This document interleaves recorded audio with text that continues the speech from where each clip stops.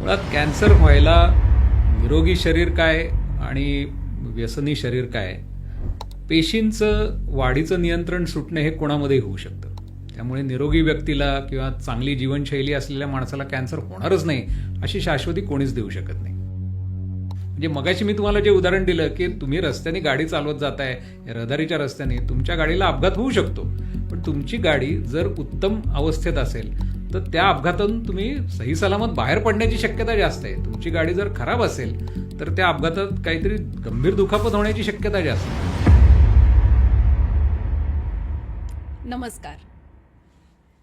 Expert पॉडकास्टमध्ये मी नयन जयप्रकाश तुमचं सगळ्यांचं स्वागत करते. आजचा पॉडकास्टचा विषय अतिशय महत्त्वाचा आहे. तो विषय म्हणजे कर्करोग, अर्थातच कॅन्सर. भारतामध्ये जवळजवळ 14 लाखांहून अधिक नवीन कॅन्सरचे पेशंट आढळतात. दैनंदिन झपाट्याने पसरणारा हा रोग, या रोगामुळे अनेकांच्या मनामध्ये एकच भीतीचं घर केलं आहे. कॅन्सर म्हणजे जीवनाचा अंत तर नाही ना? या प्रश्नाचे उत्तर देण्यासाठी आज आपल्या स्टुडिओमध्ये जुडले आहेत दीनानाथ मंगेशकर हॉस्पिटलचे senior oncologist doctor Chetan Deshmukh. Doctor नमस्कार, तुमचं पॉडकास्टमध्ये स्वागत आहे. नमस्कार. डॉक्टर, कॅन्सरला घेऊन लोकांच्या मनात असंख्य प्रश्न असतात, पण त्यांना समाधानकारक उत्तर मिळत नाही. म्हणूनच पॉडकास्टच्या सुरुवातीला मी अतिशय साधा आणि सोपा प्रश्न तुम्हाला विचारणार आहे. कॅन्सर म्हणजे नेमकी काय आणि तो होतो कसा? कॅन्सर ही आपल्या शरीराच्या पेशींची होणारी अनियंत्रित, अनैसर्गिक आणि नको असलेली वाढ असते.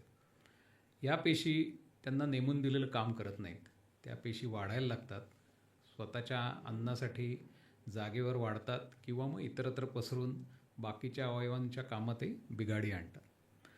ही वाढ सर्वसाधारणपणे होण्याचं नेमकं कारण अजून कोणाला कळलेलं नाही. ती होण्यासाठी जी पार्श्वभूमी असते ती कुठल्या कुठल्या प्रकारच्या पार्श्वभूमीवर हा आजार होऊ शकतो याच्याबद्दल माहिती आहे. उदाहरणार्थ तंबाखूचा वापर. तंबाखूचा वापर करणाऱ्या अनेक लोकांना कॅन्सर होतो, पण नेमका त्याच माणसाला का होतो याचं उत्तर काही अजून मिळालेलं नाही. आणि त्याचबरोबर तंबाखू न खाणाऱ्या माणसालाही कॅन्सर होतो, त्याचं उत्तर काय हेही अजून कळलेलं नाही. त्यामुळे नेमकं त्यावेळेला त्या पेशीच्या वाढीमध्ये कुठे बिघाडी झाली आहे हे आपल्याला अजून कळलेलं नाही. पण पार्श्वभूमी किंवा तो आजार होण्यासाठीची परिस्थिती कुठली कुठली असू शकते याच्याबद्दल आपल्याला माहिती आहे. उदाहरणार्थ तंबाखूचा वापर, धुरामध्ये काम करणे, आहार चुकीचा असणे, वजन जास्त प्रमाणात असणे, हॉर्मोनचं असंतुलन असणे, ह्या गोष्टींमुळे कॅन्सर तयार होण्यासारखी पार्श्वभूमी होऊ शकते. त्याच्यावर एखादी नेमकी काहीतरी घटना घडते आणि त्या पेशी वाढायला लागतात. म्हणजे उदाहरण द्यायचं झालं तर एखादा माणूस समजा इथून मुंबईला चालला आहे गाडीने, त्याच्या गाडीचे ब्रेक व्यवस्थित लागत नाहीत, गाडी व्यवस्थित सर्व्हिसिंग झालेली नाही, अशा माणसाला अपघात होण्याची शक्यता जास्त आहे. त्यांनी अपघात होण्यासारखी पार्श्वभूमी तयार करून ठेवली, पण त्या सगळ्याच माणसांना अपघात होतो का? नाही. असे बऱ्याच गाड्या असतात रस्त्यावर, पण त्या एका माणसाला त्या अपघाताच्या वेळेला नेमकी काय घटना घडली ह्याचं आपल्याला ज्ञान आत्ता तरी नाही. त्यामुळे एखाद्या माणसाने विचारलं किंवा मी अनेक वर्ष तंबाखू खातोय, मला आजच का झाला, 10 वर्षापूर्वी का नाही झाला, याचं उत्तर आपल्याकडे आत्ता नाही आहे. कदाचित ते सापडेल काही वर्षांनी, पण ही पार्श्वभूमी असू नये जेणेकरून कॅन्सर होण्याची शक्यता आपल्याला कमी करता येते, टाळण्याची शक्यता कमी करता येते. आता राहिला प्रश्न की ह्या पेशी शरीरात अनेक ज्या ज्या जिवंत पेशी आहेत त्या सगळ्या पेशींमध्ये हा आजार होऊ शकतो. ज्या ज्या पेशी वाढतात त्या पेशींमध्ये आजार होतो. ज्या पेशींचं वेळच्या वेळी पुनरुज्जीवन होतं, म्हणजे नव्याने पेशी तयार होतात, पेशी काही कारणास्तव खराब झाल्या, काही कारणास्तव पेशी मरून गेल्या, तर त्या पेशी पुन्हा तयार करण्याची शरीराची क्षमता असते आणि ती क्षमता अतिशय नियंत्रित असते. शरीर जेव्हा नैसर्गिकरित्या पेशी तयार करतं तेव्हा त्या एका मर्यादेपेक्षा जास्त वाढूच देत नाही. ती मर्यादा कुठेतरी ओलांडली जाते, ते नियंत्रण कुठेतरी सुटलं की कॅन्सरची सुरुवात होते. आता उदाहरण देतो की रोज सकाळी आपण ब्रशने दात घासतो, जिभेवर ब्रश फिरवतो, आपल्या पेशी मरतात तिथल्या, पण त्या पेशी काही मिनिटातच त्यांचं पुनरुज्जीवन होऊन तिथे नॉर्मल पेशी तयार होतात. आता ही जर प्रक्रिया कुठेतरी अनियंत्रित झाली तर तिथं कॅन्सरची गाठ तयार होते.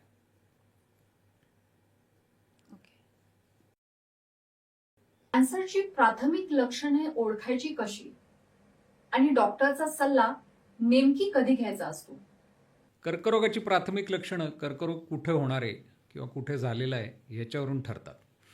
सर्वसाधारणपणे काही लक्षणं ही ढोबळमानाने कर्करोगाची लक्षणं मानली जातात. उदाहरणार्थ एखाद्या शरीरात कुठेतरी गाठ तयार होणे किंवा सारखा खोकला येणे, वजन झपाट्याने कमी होणे, अनैसर्गिक रक्तस्राव, संडासा वाटे, नाका वाटे, तोंडा वाटे, उलटी वाटे, खोकल्या वाटे, रक्त पडणे किंवा एखादा अंगावरचा मस किंवा तीळ अचानक वाढायला लागणे, संडासाच्या किंवा लघवीच्या सवयीत बदल होणे, महिलांना पाळीच्या वेळेच्या तक्रारींमध्ये रक्तस्राव कमी अधिक होणे, पोट फुगणे, ह्या सगळ्या गोष्टी आहेत. ह्या एक लक्षण मानता येईल अशा आहेत. त्या प्राथमिकच असतील असं नाही, कारण बऱ्याचदा प्राथमिक लक्षणं कधी येतात जेव्हा गाठ फार छोटी असते, कॅन्सर फार छोटा असतो आणि अशा वेळेला कधीकधी कॅन्सरचं कुठलंच लक्षण येत नाही, ते आपल्याला तपासण्या करूनच कळतं.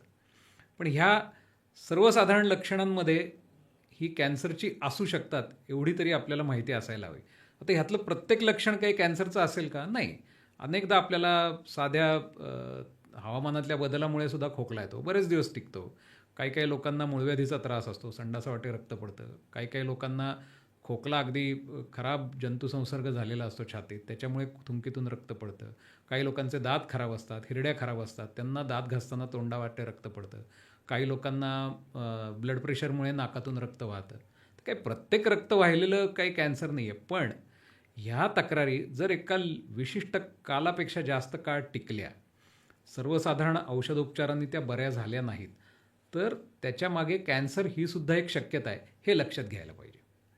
त्यामुळे ती कॅन्सर नाहीच असं समजून चालण्यात अर्थ नाही आहे. म्हणजे मला एखादा मनुष्य जेव्हा मला येऊन सांगतो की मला संडासावाटे रक्त पडतंय आणि ते मूळव्याध असेल, तर मूळव्याध हे असू शकेल, बरोबर आहे, पण मूळव्याध नसून ते कॅन्सरसुद्धा असू शकेल ही शक्यता डोक्यात ठेवायला हवी.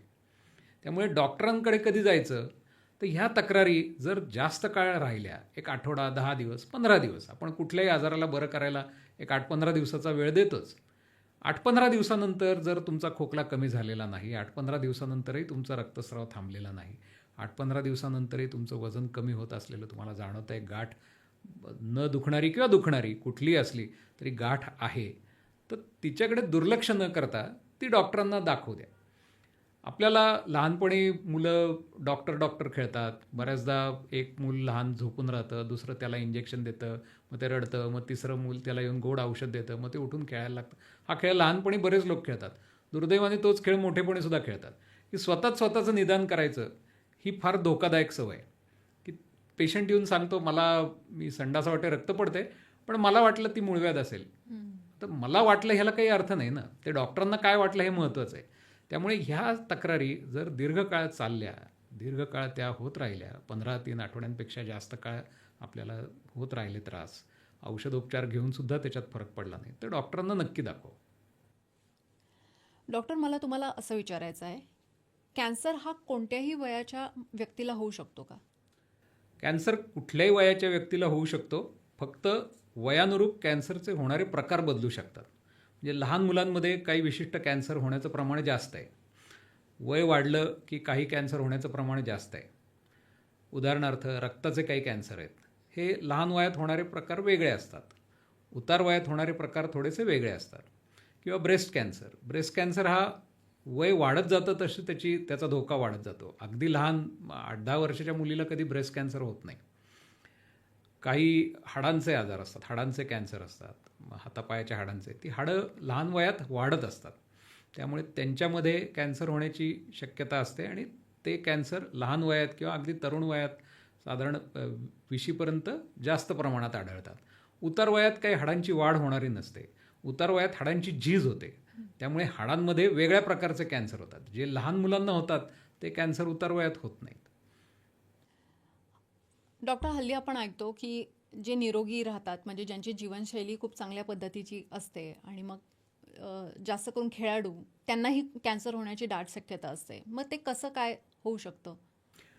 मुळात कॅन्सर व्हायला निरोगी शरीर काय आणि व्यसनी शरीर काय, पेशींचं वाढीचं नियंत्रण सुटणे हे कोणामध्येही होऊ शकतं. त्यामुळे निरोगी व्यक्तीला किंवा चांगली जीवनशैली असलेल्या माणसाला कॅन्सर होणारच नाही अशी शाश्वती कोणीच देऊ शकत नाही. अशा लोकांना जरी कॅन्सर झाला तरी एक चांगली गोष्ट असते की त्यांची प्रकृती चांगली असते, त्यामुळे ते उपचाराला अधिक चांगल्या पद्धतीने तोंड देऊ शकतात आणि त्या उपचारातून व्यवस्थित बरे होऊन पुन्हा खेळू शकतात. हे आपल्यासमोर एक उत्तम उदाहरण आहे. युवराज सिंगचं युवराज अतिशय सिंग. चांगलं उदाहरण आहे की युवराज सिंगला जेव्हा निदान झालं तेव्हाही तो खेळतच होता, तो मैदानावर खेळायचा, त्याचा फिटनेस उत्तमच होता आणि त्याच्या फिटनेसमुळे तो त्या उपचारातून व्यवस्थित बाहेर पडला, आजारावर त्यांनी यशस्वीरित्या मात केली आणि नंतर मैदानावर येऊन त्यांनी व्यवस्थित खेळला ना, त्याच्यानंतर सुद्धा शतकं ठोकलीच की. बरोबर आहे. त्यामुळे प्रकृती चांगली असणे हे फार महत्त्वाची गोष्ट आहे. उपचार सहनच झाले नाहीत. असे काही काही पेशंट येतात आमच्याकडे की डायबिटीस त्यांचा नियंत्रणात नाही आहे, हृदयविकार आहे, लिव्हरची परिस्थिती काही फारशी चांगली नाही आहे. अशा माणसाला अगदी लवकरच्या स्टेजचा जरी आजार असेल तरी त्याच्यावर उपचार करायला आमच्यावर मर्यादा येतात, कारण ते उपचार मला माहिती आहे त्यांना झेपणार नाही आहेत. त्यामुळे प्रकृती चांगली असणे, निरोगी असणे, धडधाकट असणे हे फार महत्त्वाचं आहे. व्यायामाचं महत्त्व त्याच्यातच आहे. आपण म्हणतो की व्यायाम करणाऱ्या माणसाला सुद्धा कॅन्सर होतो किंवा त्या माणसाने आयुष्यभर सूर्यनमस्कार घातले तरीसुद्धा त्याला कॅन्सर झाला, पण त्याच्यातून तो यशस्वीरित्या बाहेर येण्याची शक्यता जास्त आहे. म्हणजे मगाशी मी तुम्हाला जे उदाहरण दिलं की तुम्ही रस्त्याने गाडी चालवत जाताय, रहदारीच्या रस्त्याने तुमच्या गाडीला अपघात होऊ शकतो, पण तुमची गाडी जर उत्तम अवस्थेत असेल तर त्या अपघातातून तुम्ही सही सलामत बाहेर पडण्याची शक्यता जास्त आहे. तुमची गाडी जर खराब असेल तर त्या अपघातात काहीतरी गंभीर दुखापत होण्याची शक्यता जास्त आहे. त्यामुळे प्रकृती चांगली ठेवणं, जीवनशैली चांगली राखणं, आपला आहार, आपला व्यायाम चांगला असणं हे अतिशय महत्त्वाचं आहे. कॅन्सर झाला तरीसुद्धा त्याला तोंड द्यायची क्षमता आपल्या शरीरात राहते. थोडक्यात इम्युन सिस्टीम ही खूप चांगली पाहिजे. पण बऱ्याचदा पेशंटला असं वाटतं की एकदा कॅन्सर झाला आणि तो बरा झाला, मग परत हा आजार मला होईल का, हा प्रश्न नेहमी त्यांना सतावत असतो. मग तो न होण्यासाठी अशा कुठल्या टेस्ट आहेत किंवा अशी कुठली लाईफस्टाईल आहे त्यांनी ती फॉलो केली पाहिजे, किंवा अशा रेग्युलर कुठल्या चाचण्या आहेत की जेणेकरून त्यांना ही खात्री होईल की बाबा हा आजार मला परत होऊ शकत नाही. याच्यात 2-3 गोष्टी आहेत. पहिली गोष्ट इम्युनिटीची आहे, जो थोडासा वादग्रस्त मुद्दा आहे. सध्या आपण तो बाजूला ठेवू. दुसरा प्रश्न तुम्ही विचारलात की एक परत होण्याची शक्यता आहे का, तर ती टाळण्यासाठी कुठली टेस्ट नसते. टेस्ट म्हणजे चाचणी असते, ती आजार परत आलाय का हे तपासण्यासाठी असते. आजार परत न यावा याच्यासाठी बरेच उपाय असतात. उदाहरणार्थ एखाद्या महिलेचं ब्रेस्ट कॅन्सरचं ऑपरेशन झालं, आजार निघून गेला, ब्रेस्ट काढलं किंवा ब्रेस्टचा एक भाग काढला, आजार निघून गेला. परत होऊ नये याच्यासाठी त्या आजाराच्या स्टेजप्रमाणे त्यांना किमोथेरपी, रेडिओथेरपी, हॉर्मोनल थेरपी, अजून कुठली थेरपी ह्या घ्यायला लागतात, ह्या आजार परत येऊ नये म्हणून. बरोबर. त्यामुळे हे उपचार घेणं गरजेचंच आहे. हे उपचार डॉक्टरांच्या सल्ल्याने घेत राहा. ते उपचार घेतल्याने तुमचा आजार परत येण्याची शक्यता कमी होते. आता काही लोक विचारतात की 100% गॅरंटी आहे का आजार परत येणार नाही, तर अशी गॅरंटी कोणी देऊ शकत नाही. कुठल्याही कॅन्सरच्या माणसाला आजार परत येण्याची शक्यता थोड्याफार प्रमाणात का होईना असते. जसं कॅन्सरचं निदान झाल्यानंतर व्यवस्थित उपचार घेतले जातात, वर्ष वाढत राहतात, तसं शक्यता कमी होते. म्हणजे माझ्याकडे एखादी महिला जर आज आली, ब्रेस्ट कॅन्सरचे उपचार तिचे आज संपलेत, तिला मी सांगतो की पहिली 2 वर्ष थोडी काळजी घ्या. 2 वर्षानंतर ती येते तेव्हा मी म्हणतो ठीक आहे, आता एक टप्पा, महत्त्वाचा टप्पा झाला आहे, 5 वर्षापर्यंत आपण बघूया. 5 वर्षानंतर आजार परत येण्याची शक्यता फार कमी असते. आणि 10 वर्षानंतर जेव्हा ती महिला येते तेव्हा मी सांगतो की आता तुम्ही अगदी निर्धास्तपणे सांगू शकता की मी या आजारातून पूर्ण बरी झाली. काही आजारांमध्ये आम्ही उशिरा सांगतो, काही आजारांमध्ये आम्ही लवकर सांगतो, काही आजारांमध्ये 5 वर्षानंतरच सांगतो की आता काही आजार परत येण्याची शक्यता नाही आहे. असं आहे. त्यामुळे परत येण्याची शक्यता आहे हे चाचपून बघण्यासाठी चाचण्या आहेत.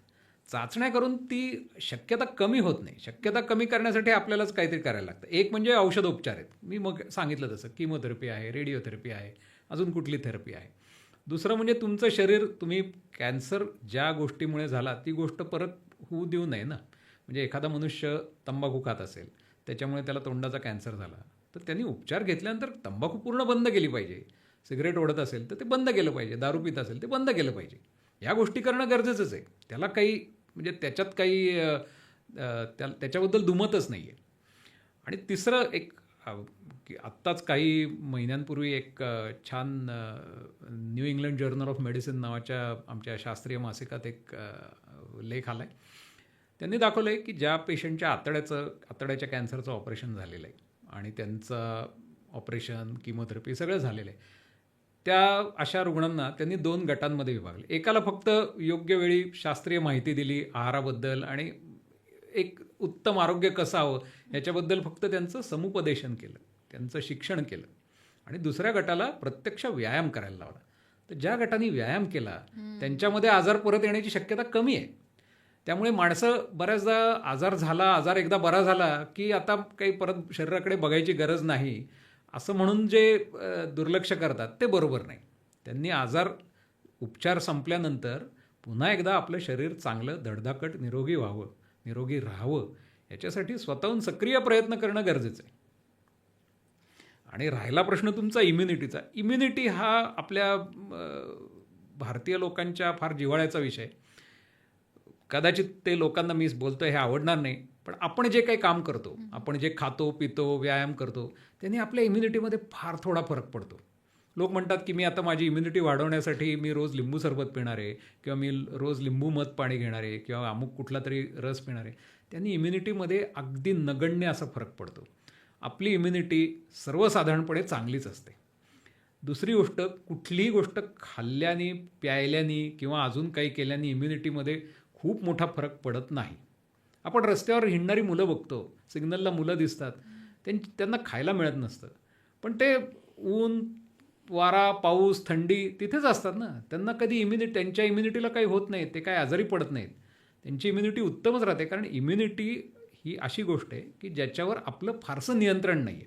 आपण काही गोष्टी घेतल्या, आपण एखादी गोळी घेतली, कॅप्सूल घेतली, काढा घेतला, त्याच्याने आपली इम्युनिटी सुधारेल असं बिलकुल नाही. इम्युनिटी ही उत्तमच असते. ती कृत्रिमरित्या आपण जर त्याच्यात गडबड केली, उदाहरणार्थ स्टिरॉइड्सच्या गोळ्या असतात, त्या जर दीर्घकाळ घेतल्या तर आपली इम्युनिटी खराब होऊ शकते. एखादा आजार झाला व एखाद्याला खराब कॅन्सर झाला किंवा डायबिटीज बरेच दिवस त्याच्याकडे दुर्लक्ष केलेलं आहे, अशा लोकांची इम्युनिटी कमी होते. पण तसं जर नसेल, नैसर्गिकरित्या तुम्ही जर नेहमीचा आहार विहार चालू ठेवला तर तुमची इम्युनिटी चांगलीच असते. डॉक्टर, तुम्ही आताच थेरपीबद्दल बोललात.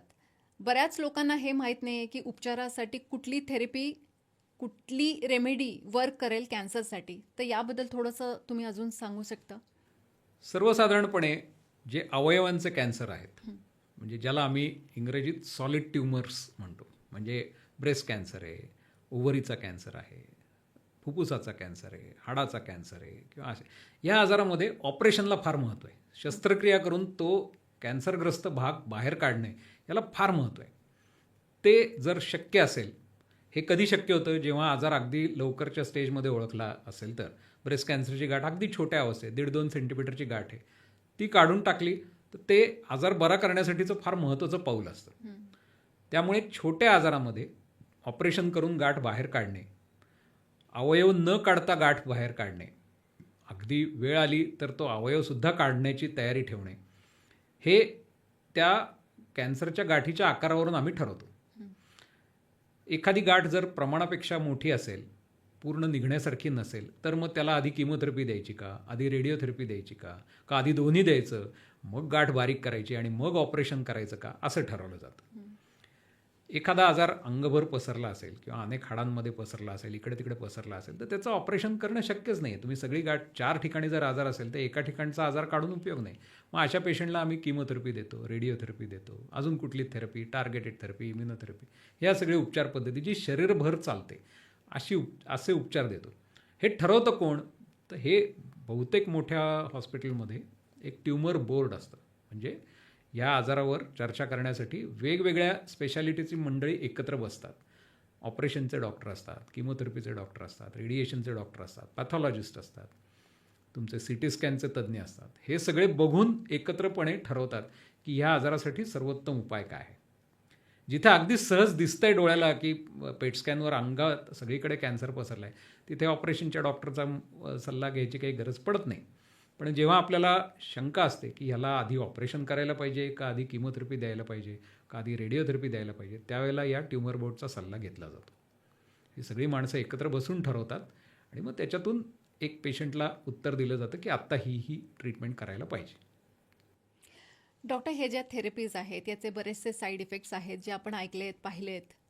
तर या सगळ्या थेरपीजला पेशंट कसे सामोरे जातात? खरं तर बरेचसे साईड इफेक्ट जे होतात किंवा होताना दिसतात ते साईड इफेक्ट टाळता येण्यासारखे सुद्धा असतात आणि त्याची तीव्रता कमी करण्याचे सुद्धा मार्ग आहेत. आजकाल किमोथेरपीमध्ये साईड इफेक्टमुळे पुन्हा एकदा हॉस्पिटलमध्ये भरती व्हावं लागणं अशी शक्यता 10% कमी आहे. म्हणजे मी जर 100 महिलांना किमोथेरपी दिली तर त्यातल्या 10पेक्षा कमी महिला पुन्हा एकदा ॲडमिट व्हायला येतात त्रासामुळे. किरकोळ त्रास होतात. एखादा मनुष्य म्हणतो किंवा मला उलट्या झाल्यात आज, ठीक आहे, त्याला उलटीची एखादी गोळी बदलून दिली, मला अशक्तपणा आला आहे, मला तोंड आलं आहे, माझे पेशी कमी झाल्या आहेत, त्याला काही गोळ्या औषधं इंजेक्शन देऊन हा प्रश्न सोडवता येतो. त्याच्यासाठी पुन्हा ॲडमिट व्हायची वेळ फार कमी वेळा येते. त्यामुळे काही गोष्टी ह्या होणारच होणार आहेत. त्याची जर पेशंटनी मनाची तयारी ठेवली तर ह्या त्रासाकडे बघण्याचा त्यांचा दृष्टिकोन बदलेल. त्याच्यासाठी एक संकल्पना आहे, सहपरिणाम आणि दुष्परिणाम. सहपरिणाम म्हणजे साईड इफेक्ट. साईड इफेक्ट म्हणजे एखादी गोष्ट ही त्या मेन इफेक्ट बरोबर येणारी गोष्ट आहे.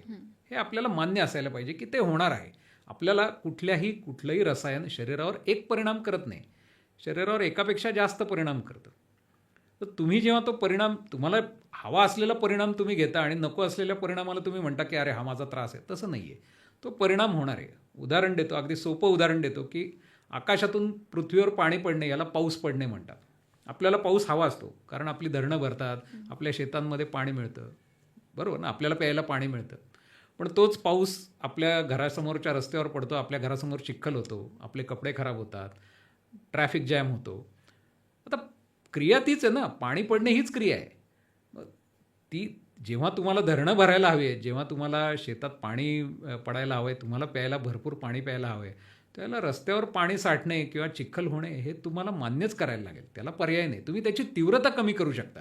ठीक आहे बाबा, तुम्हाला रस्त्यावर ट्रॅफिक जॅम आहे ना, तुम्ही दुसरीकडून जा, दुसरा मार्ग वापरा किंवा रेनकोट वापरा, छत्री वापरा, गमबूट वापरा, कपडे खराब होणार नाही त्याच्याकडे बघा. पण ते पूर्णपणे टाळता येणार नाही आहे. आता हा झाला सहपरिणाम. असे काही दुष्परिणाम पण आहेत. एखाद्या गोष्टीचे दुष्परिणाम पण होऊ शकतात की ते अपेक्षेपेक्षा जास्त त्याचा जर परिणाम झाला तर त्याला आपण दुष्परिणाम म्हणतो. म्हणजे आता आपण जे बघितलंय, अतिवृष्टी झाली की इतकं पाणी पडलं की शेतातली सगळी पिकं वाहून गेली, पिकांचं नुकसान झालं, तो झाला दुष्परिणाम. हे फक्त किमोथेरपीबद्दल नाही आहे, हे कुठल्याही औषधाबद्दल सत्य आहे. म्हणजे अगदी साध्या क्रोसिन ही गोळी आपल्याला सगळ्यांना माहिती आहे.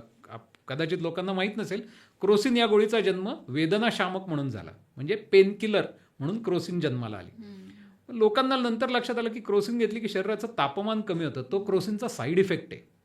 पण आज ताप आला, फ्लू झालाय, अंग दुखतंय, डोकं दुखतंय, आपण क्रोसिन घेतो का? तर एका गोळीत 2 कामं होतात. तापही कमी होतो आणि अंगदुखी कमी होते. पण अंगदुखी कमी होणे हा त्याचा मूळ परिणाम आहे आणि ताप कमी होणे हा त्याचा साईड इफेक्ट आहे. आता हीच क्रोसिन जर एखाद्या मनुष्याने खूप जास्त प्रमाणात खाल्ली, दिवसाला 4, 5, 6 क्रोसिन खात गेल्या, विशेषतः ज्यांचं लिव्हर खराब आहे, ज्यांना दारू पिण्याची सवय आहे, लिव्हर आधीच खराब आहे, अशा लोकांनी दिवसाला 4 क्रोसिनपेक्षा जास्त घेतल्या तरी त्यांचं लिव्हर खराब होऊ शकतं. हा झाला दुष्परिणाम. म्हणजे क्रोसिनचा मूळ परिणाम वेदना शमन करणे, सहपरिणाम म्हणजे तापमान कमी करणे आणि दुष्परिणाम म्हणजे लिव्हर खराब करणे. ह्या 3 वेगवेगळ्या गोष्टी आहेत. तसंच किमोथेरपीचं आहे. जे क्रोसिनबद्दल सत्य आहे तेच किमोथेरपीचं आहे. की किमोथेरपीचा एक परिणाम आहे, एक सहपरिणाम आहे. बऱ्याच किमोथेरपीमध्ये केस जातात. हा सहपरिणाम आहे. तुम्हाला तुमच्या वाढणाऱ्या अनैसर्गिक पेशी मारायच्या आहेत. त्यामुळे वाढणाऱ्या पेशींवर किमोथेरपी काम करणार आहे. त्याच्यात कॅन्सरच्या पेशी आल्या, तशा आपल्या केसाच्याही पेशी आल्याच ना. त्यामुळे केस जाणे हा सहपरिणाम आहे, हा दुष्परिणाम नाही. पण पेशी प्रमाणाच्या बाहेर कमी झाल्या, पांढऱ्या पेशी कमी झाल्या, पेशंटला ताप आला, तोंड आलं, हा दुष्परिणाम आहे. बरोबर आहे. तर दुष्परिणामाची तीव्रता कमी करण्याचे मार्ग आहेत. त्याच्यासाठी आम्ही किमोथेरपी झाल्यानंतर पोटात घ्यायला एक इंजेक्शन देतो, काही गोळ्या देतो. ह्या गोष्टी करता येतात. दुष्परिणामांची तीव्रता कमी करता येते, दुष्परिणाम टाळता येतात. सहपरिणाम बऱ्याचदा टाळता येत नाहीत. लोक घाबरतात सहपरिणामांना की हे होणार आहे, बापरे हे होणार, अरे बापरे केस जाणार का? हो, पण केस जाणार, परत येणार. केस गेलेले परत न आलेलं मी तरी अजून 25 वर्षात एकही व्यक्ती बघितलेली नाही आहे. त्यामुळे केस जाणे याला घाबरून किंवा नखं काळवंटात किंवा मळमळ होते याला घाबरून ट्रीटमेंट बंद करणे हा उपाय नाही आहे. डॉक्टर, आजकाल तर सोशल मीडियावर लोक जातात आणि सोपे उपाय म्हणून अनेक व्हिडिओ व्हायरल होताना आपण पाहत असतो. मग घाबरून ट्रीटमेंटला दिरंगाई करतात. मग अशा पेशंटला तुम्ही काय संदेश द्याल?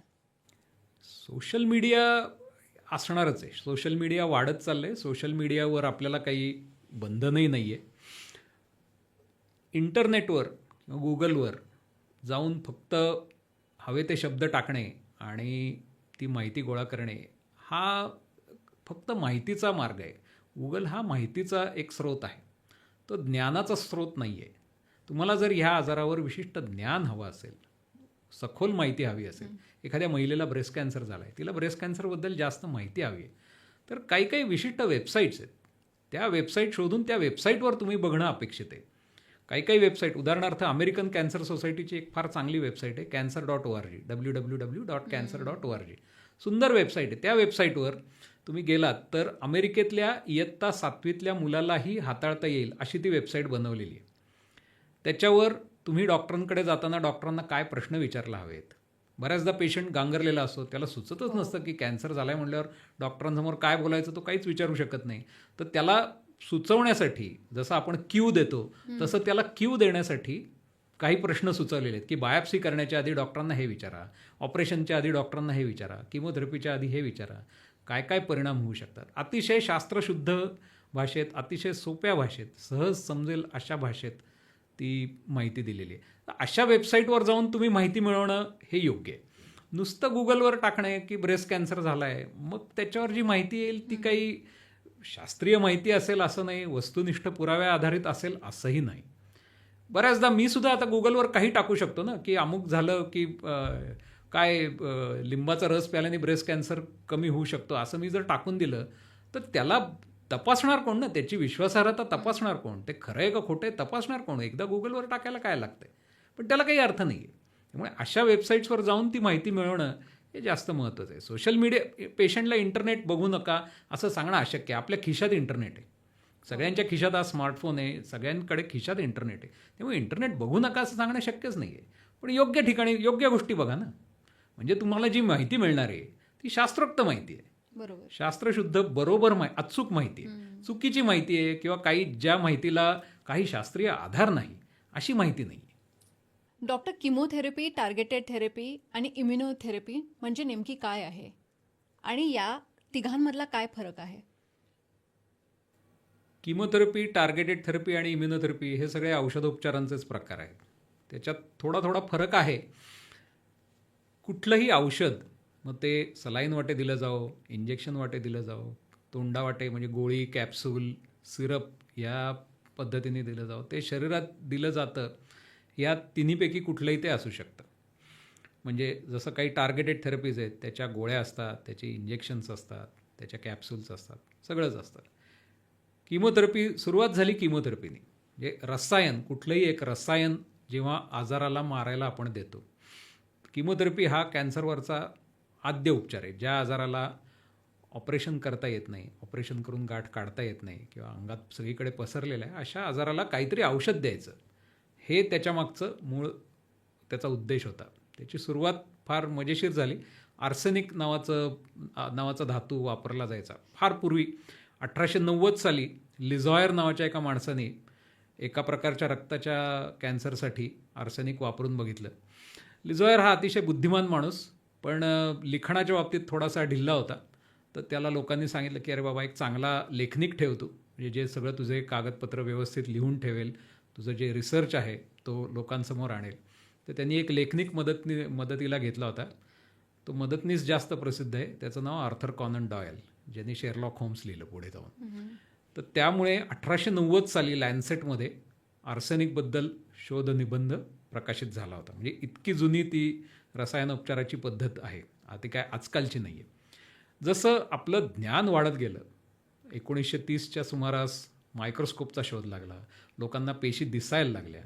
मग लोकांना 50च्या दशकात DNA म्हणजे काय, RNA म्हणजे काय, ह्या गोष्टीबद्दल लोकांना उलगडा झाला. आपल्या शरीर एकंदरीत कसं चालतं याच्याबद्दल थोडी थोडी माहिती लोकांना मिळायला लागली. मग लोकांनी किमोथेरपीचे वेगवेगळे प्रकार आणायला सुरुवात केली.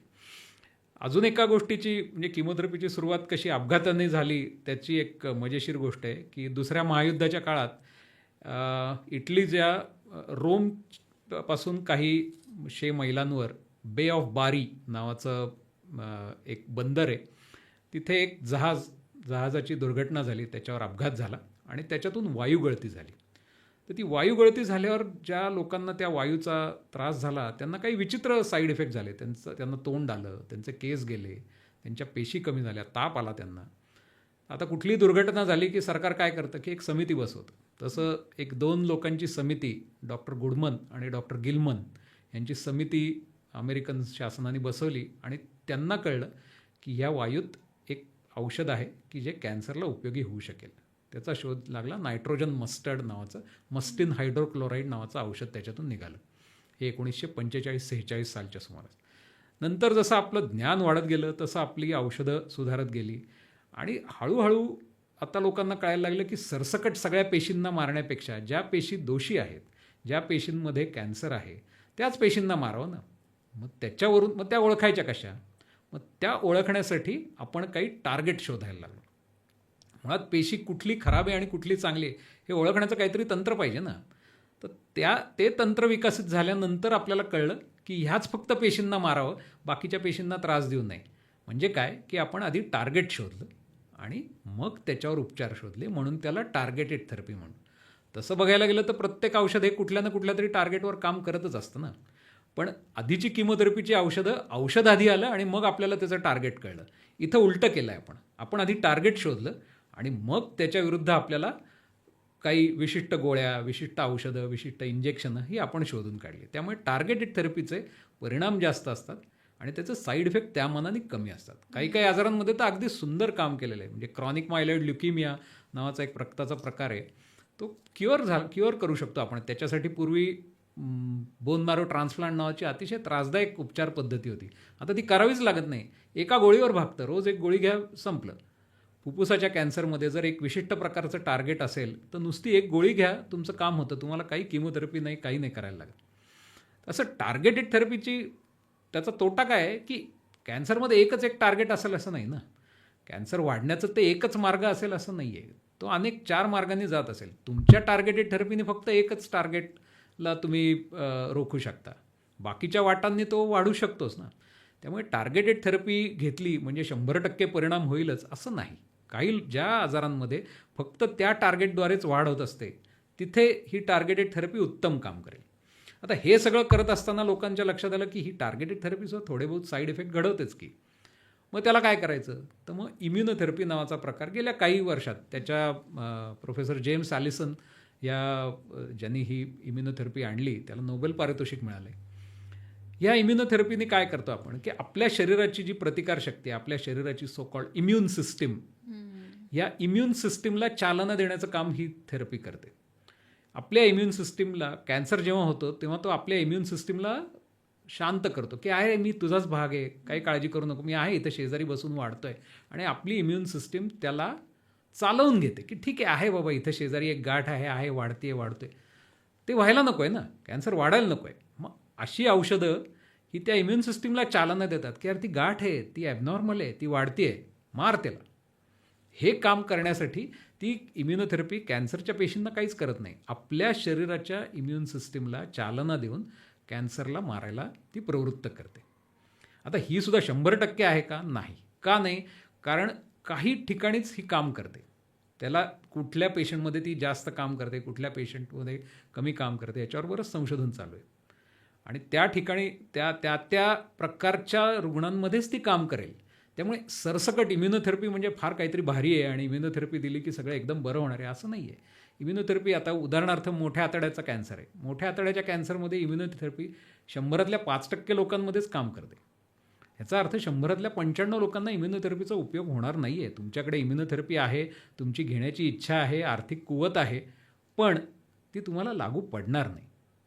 फुफ्फुसाच्या आजारामध्ये ज्यांच्यामध्ये EGFR नावाचं एक विशिष्ट जेनेटिक म्युटेशन असतं, अशा लोकांमध्ये इम्युनोथेरपी घेऊन सुद्धा फायदा होत नाही. त्यांच्यामध्ये गोळी जास्त लागू पडते. तर हे कुठल्या शेवटी आमचा हा सगळा प्रयत्न कशासाठी चालला आहे की कुठल्या माणसाला कुठली उपचार पद्धती जास्त चांगली, जास्त परिणामकारक आणि कमी त्रासदायक होते हे शोधण्याकडे सगळ्यांचा कल चालू आहे. टार्गेटेड थेरपी काय, इम्युनोथेरपी काय, हा त्याचाच भाग आहे. डॉक्टर, हे तर खूप चांगली तुम्ही माहिती दिलीच, पण याला संबंध लागणारा जो काही खर्च आहे, कारण बऱ्याच लोकांचा असा गैरसमज असावा की या ज्या थेरपीज आहेत याला खूप सारा खर्च लागतो, म्हणून बरेच लोक ट्रीटमेंट घेतच नाही किंवा संकोच करतात. मग याबद्दल तुम्ही काय सांगाल? नाही, प्रश्न अगदी योग्य आहे, कारण बरेचसे उपचार हे खर्चिकच आहेत. पण खर्चासाठी एखाद्याचे उपचार थांबवले जातात असं काही होत नाही. बऱ्याच बऱ्याच मार्गांनी त्या उपचाराचे खर्च आपल्याला भागवता येतात.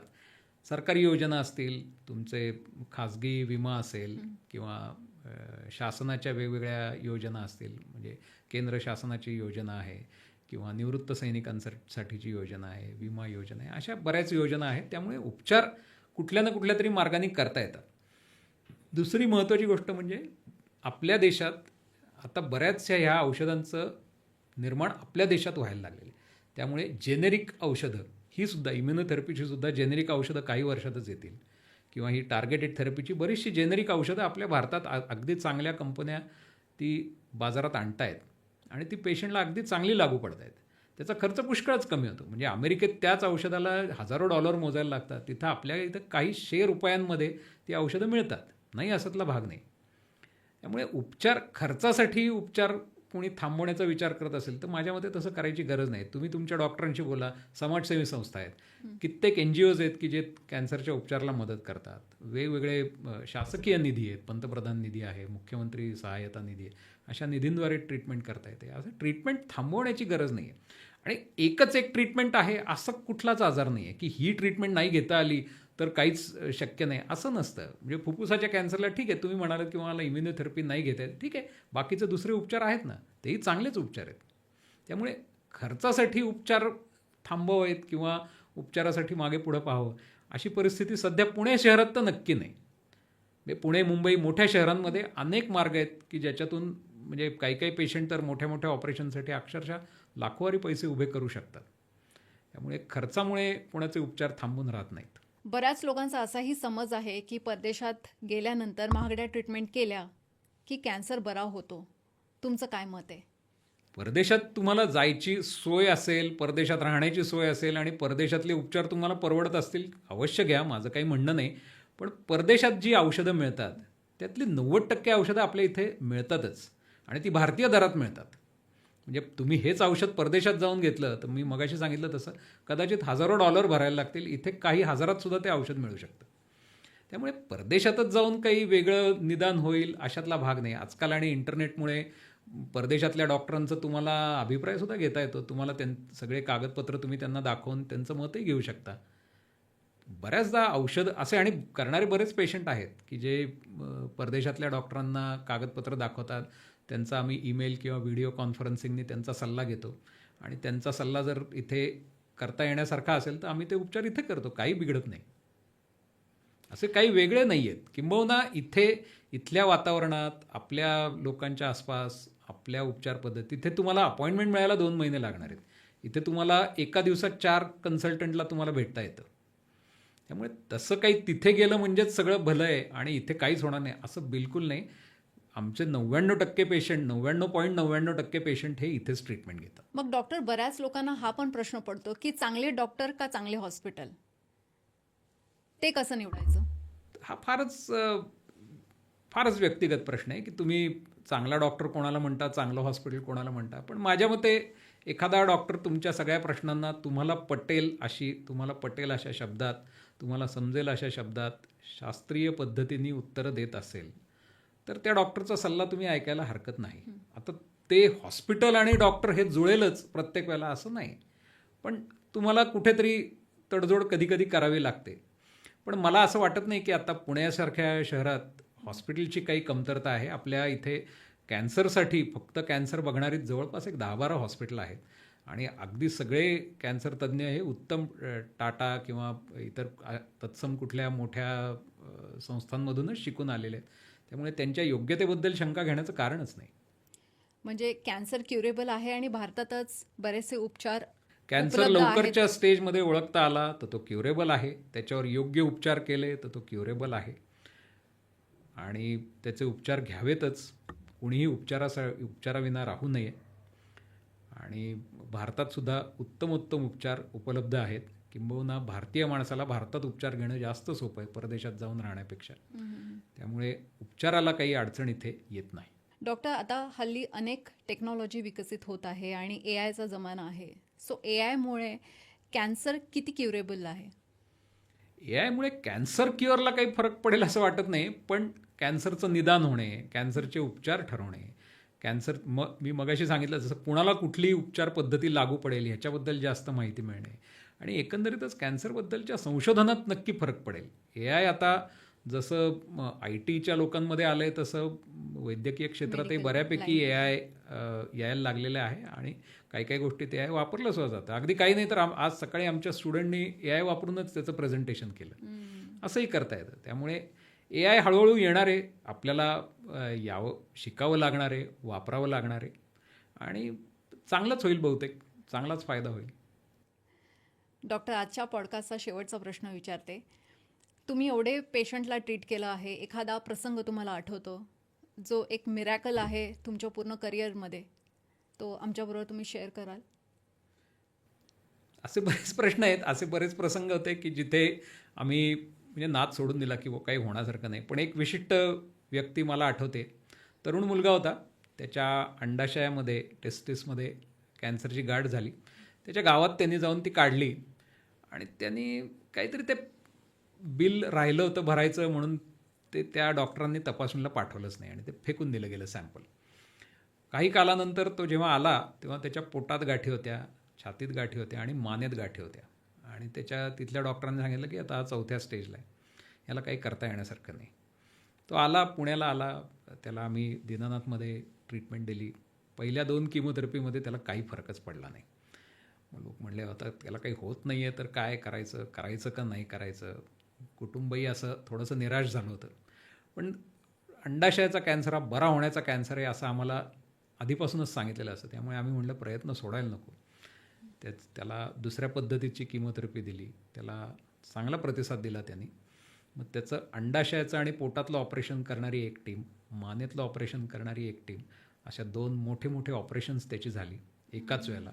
मुलगा तरुण होता, 28-30 वर्षाचा मुलगा होता, त्यामुळे तो हे सगळं ऑपरेशन पचवू शकला. तो एका कन्स्ट्रक्शन कंपनीमध्ये सुपरवायझर होता, त्यामुळे त्याला पळापळ करायची, धावपळ करायची सवय होती. त्याचं शरीर हे सगळं झेलू शकलं आणि ह्या गोष्टीला आता 16 वर्ष झाली. तो रोगमुक्त आहे, काही 1% त्याला काही त्रास नाही आहे. तो आजही कन्स्ट्रक्शन साईट्सवर अनेक मजले चढून जा ये करतो, काहीही अडचण नाही. दुसरा असाच एक अंडाशयाचाच कॅन्सरचा एक पेशंट होता, ज्याला आम्ही कोल्हापुरात बघितलं होतं. अंडाशयाच्या कॅन्सरच्या किमोथेरपीमध्ये ब्लिओमायसिन नावाचं एक औषध वापरलं जातं.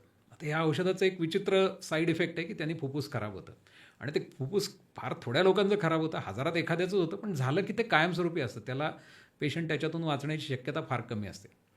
ह्या पठ्ठ्याला ते झालं आणि बरेच त्याचे उपचार झाले. आम्हालाही वाटलं होतं की आता ह्याच्यातनं काही हा वाचत नाही, पण तो वाचला त्याच्यातून आणि आज त्याचा स्वतःचा स्टेशनरीचा व्यवसाय आहे. तो पुस्तकांचे गठ्ठे 2-2, 3-3 मजले चढत स्वतः घेऊन जातो वरती आणि या गोष्टीला आता 10-12 वर्ष झाली. म्हणजे मी जसं अशा फुफ्फुसाच्या अवस्थेतून बाहेर आलेला मी माझ्या आयुष्यात 25 वर्षात मी हा पहिला पेशंट पाहिला होता, एकमेव पेशंट पाहिला होता. म्हणजे फार दुर्मिळ गोष्ट ती आणि त्यामुळे मला तो पेशंटही परिचित आहे अजून आणि फार छान वाटलं आम्हाला तो पेशंट बरा झाल्याचं बघून.